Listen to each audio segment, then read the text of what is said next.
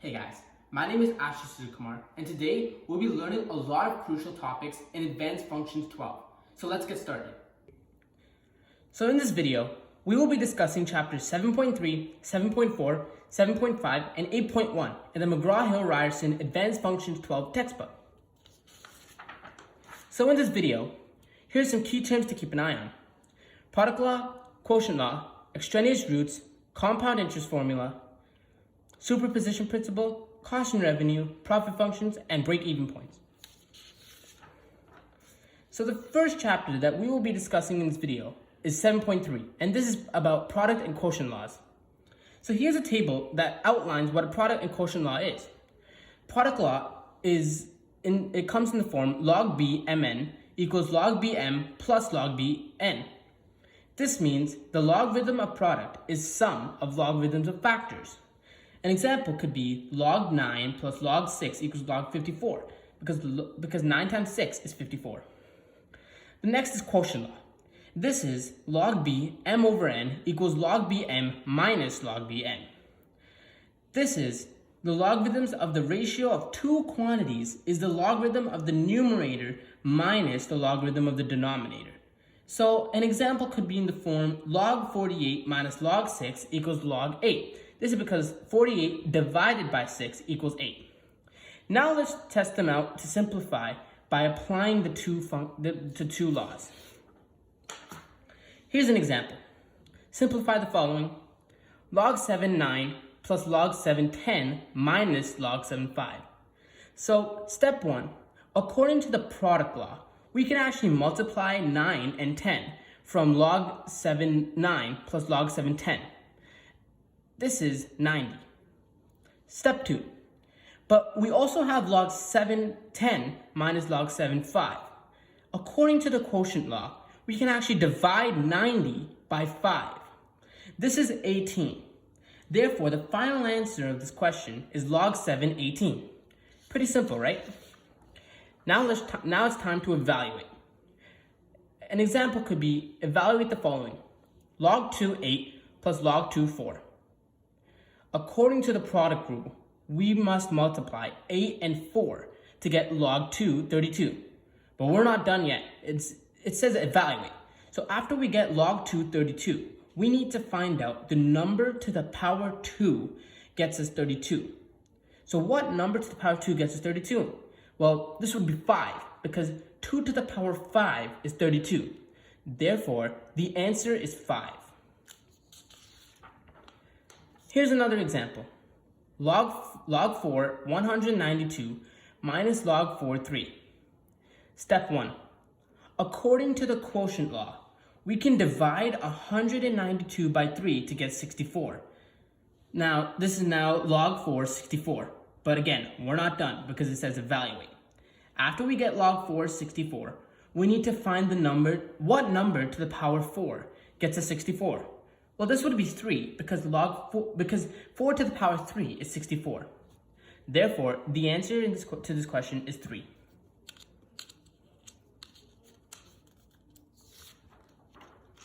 Now it's time to write the logarithm of a product or quotient as a sum or difference of logarithms. Here's an example. Write as a sum or difference of logarithms log 6 xy. This is pretty simple. First, we have to apply the product rule. And remember, the product rule is log xy equals log x plus log y. Now, this will result in log 6x plus log 6y because, as I said, it's a product rule. Step 2, we're not done. We actually must state that x is greater than 0 and y is greater than 0. This is very important. So really, the final answer should be log 6x plus log 6y, and x is greater than 0, y is greater than 0.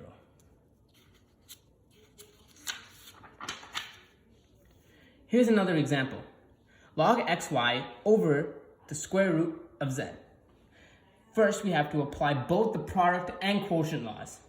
And this should result in log x plus log y minus log square root z. Step 2. This is very important.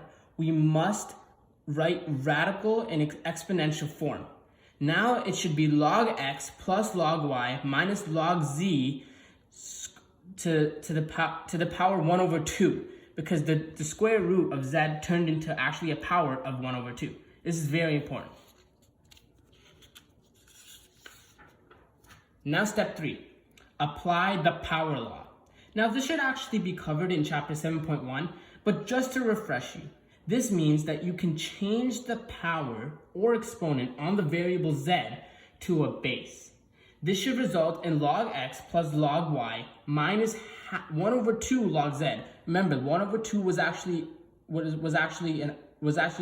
a power, but because of the power rule, we can actually change it to a base. Now the final step. Make sure you state x is greater than 0, y is greater than 0, and z is greater than 0. The final answer now, finally, should be log x plus log y minus 1 over 2 log z, and x is greater than 0, y is greater than 0, and z is greater than 0. Okay. So the next chapter we will be discussing in this video is chapter 7.4. This will cover some techniques for solving logarithmic equations. So here's an example. Find the roots of the equations. Log 12 bracket x plus 8 close bracket equals 1. Now the first step is to rewrite this in exponential form by using the base 12. Now this should result in x plus 8 equals 12 to the power 1, which is just 12. The next step is to move 8 to the right side. This should be x equals 12 minus 8, which is obviously 4. Therefore, x equals 4. Pretty easy, right? Let's look at another example. Log 4 bracket 11x minus 6 close bracket equals 2. The first step here is to express the right side as base 4 logarithm, the base 4 logarithm. This should result in log 4 11x minus 6 equals log 4 16. The next step is to change log 4 16 to 4 squared. This is now 11x minus 6 equals 4 squared, which is also just 11x minus 6 equals 16 because 4 squared equals 16. Step 3, move 6 to the right side. Now it should be 11x equals 16 plus 6, which is 22. Now since 11x equals 22, we can infer x equals 2. So those are pretty easy, right? Now it's time to apply factoring strategies to solve equations. Here's an example. Solve and reject any extraneous roots. Log x minus 2, close bracket, minus 6 equals log bracket x plus 3, close bracket. The first step here is to put all the logarithms on one side of the equation. This is now log x minus 2 plus log x, open bracket, x plus 3, close bracket, equals 6.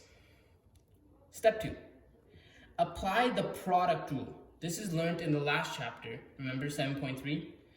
Now, this should be log x minus 2 times x plus 3 equals 6.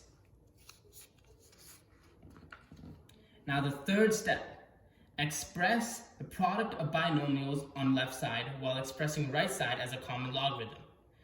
This is simple. This should just be x squared plus x minus 6 equals log 6. Now the fourth step is to make the equation look like x squared plus x minus 6 equals 6. So just take the log out. Now, bring 6 to the left side, so it can actually be just x squared plus x minus 6 equals 0, which is just x squared plus x minus 12 equals 0. Now the fifth step is to express the quadratic equation in standard form. This should be now x plus 4, x plus 3 equals 0. Therefore, x equals negative 4 or 3. Now this is the most important step. The final step here is to find any extraneous roots. Therefore, we need to reject x equals negative 4. Now you may be wondering, why are we rejecting x equals negative 4? It was one of the answers. But since it's an extraneous root, we have to reject it. An extraneous root is something that seems to be right, but it's actually not, as it is an invalid solution. In here, both log x minus 3 and negative log x plus, both log x minus 2 and negative log x plus 3 are undefined for this value, as the logarithm of a negative number is undefined. Therefore, the only solution in here is x equals 3. So x equals negative 4, we have to reject. So the next chapter we will be discussing in this video is 7.5. This is making connections with mathematical modeling with exponential and logarithmic equations. So before we start this chapter, we need to know the compound interest formula. This should actually have been learned in functions 11 last year, but just in case you forgot, here's the compound interest formula. A equals P, bracket 1 plus R over N, close bracket, to the power N times T. So A is the amount, P is the principal, just 1, plus R is the interest rate, and this should be written as a decimal, over N, the compounding periods, to the power NT. So T is the time in years, and N is again the compound periods. So now let's use this formula in an example and see how it relates to logarithms. And we will do this by using investment optimization. Here's an example. John's company, Revenize, has $75,000 to spend on a new company building. It's pretty small if you ask me, but it's okay. He is presented with two options. Option 1, Neon Mutual Fund, and this comes with interest rate 24% compounded monthly. Option 2, Western Life Savings Bond. This comes with interest rate of 16% compounded quarterly. So, part A, make an algebraic model that gives the amount A as a function of time, T, in years for both investments. So we will start off by analyzing Neon Mutual Fund first. So step 1, first we need to find out the number of compounding periods. If we go back, it said that it's compounded monthly. So therefore, it's 12, because it's 12 months in a year. Therefore, N equals 12T. This is important. Next step, we need to find out the interest rate per compounding period. So this is also known as I. Since it is 24% interest rate, we have to convert this to 0.24. Then we need to divide it by 12 since there's 12 compounding periods to get 0.02. Therefore, I equals 0.02. Step 3. Now it's time to find A. We know A equals P, 1 plus I, or R over N, to the power T. The P in here is $75,000. The I, as we got before, is 0.02, but we have to plus 1 to it, so it's 1.02. We also know that N equals 12T as well, as we got before. Therefore, A equals 75,000 to the power times 1.02 to the power 12T. So that's Neon Savings. Now it's Western Life Savings Bond. Step 1. Again, we need to find out the number of compounding periods. Since it's quarterly, there are 4. Therefore, N equals 4T. Pretty easy. Step 2. Now we need to find the interest rate per compounding period. This is again I. Since it is 16%, we have to convert it to 0.16. Then we have to divide it by the 4 periods again. So we get 0.04. Therefore, I equals 0.04. Step 3. Again, we need to find out A. We know A equals P, bracket 1 plus I, close bracket to the power T. The P in here is 75,000 once again. The I is 0.04, and you add 1, which is 1.04. We also know N equals 14. Therefore, A equals 75,000 times 1.04 to the power 14. So now we got both algebraic models. Part B, this is very important. Which of the two options will allow John to triple his company's money faster? So let's start off again with Neon Mutual Fund. Step 1, state A equals 75,000 times 1.02 to the power 12t. Since it's tripled, we need to state 225,000 equals 75,000, 1.02 to the power 12t, because 75,000 times 3 equals 225,000, and it's triples 3.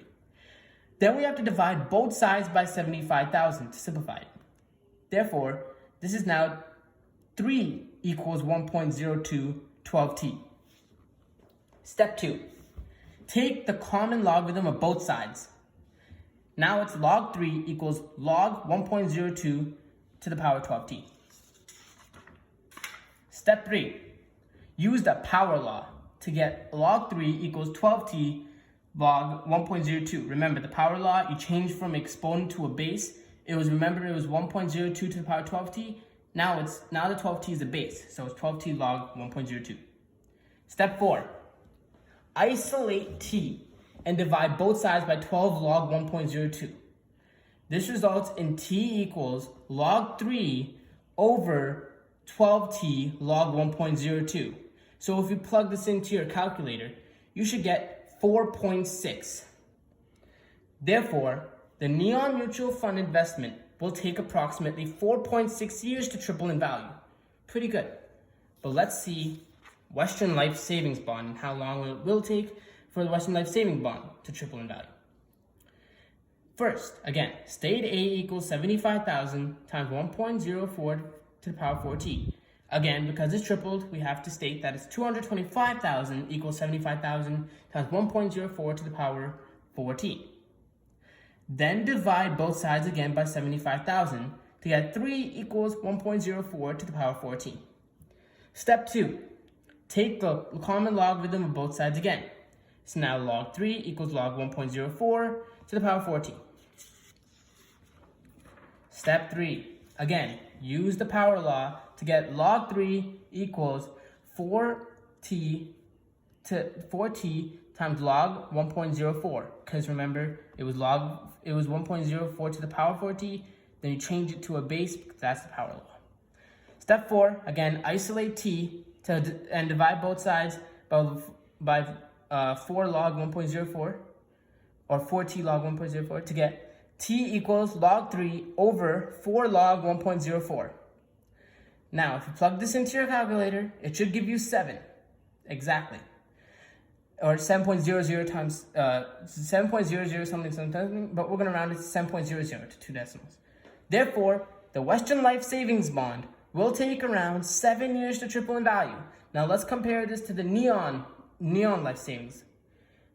In conclusion, Neon Mutual Fund will allow John's company to triple further, as it's only 4.6 years than the Western Life Savings Bond, which is 7 years. So he should choose Neon Mutual Fund if he wants to triple his money faster.